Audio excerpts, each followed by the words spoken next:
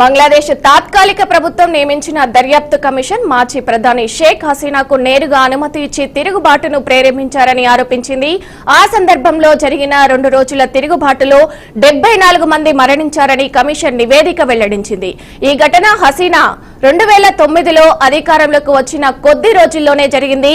షేక్ హసీనా దేశంలోని ఆర్మీ నాయకత్వాన్ని అడ్డుపెట్టి తన అధికారాన్ని బలోపరచడానికి కుట్ర చేసినట్లు పేర్కొంది. ఇక అప్పటి అవామీ లీగ్ ఎంపీ ఫ్లజీన్ నూర్ తపోష్ ప్రధాన న్యాయ సమన్వయకర్తగా వ్యవహరించారు. ఇక షేక్ హసీనా భారత్ పట్ల భక్తి భావాన్ని ప్రదర్శిస్తూ బంగ్లాదేశ్లో అస్థిరత సృష్టించిందని, సైన్యాన్ని బలహీనపరచడానికి కుట్ర చేశారని కమిషన్ ఆరోపించింది.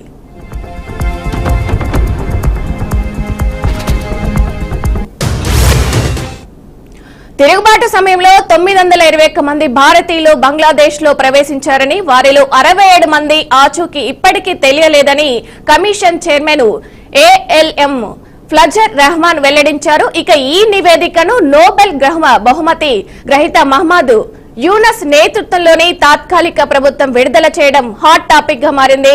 యూనస్ చివరికి సత్యం బయటపడిందని వ్యాఖ్యానించారు. ఇక భారత్ లో ఆశ్రమం పొందిన షేక్ హసీనాను అప్పగించాలని బంగ్లాదేశ్ మరోసారి డిమాండ్ చేసింది. గత నెల 17న హసీనాకు మానవత్వానికి వ్యతిరేక నేరాల కేసులో మరణ శిక్ష విధించబడింది.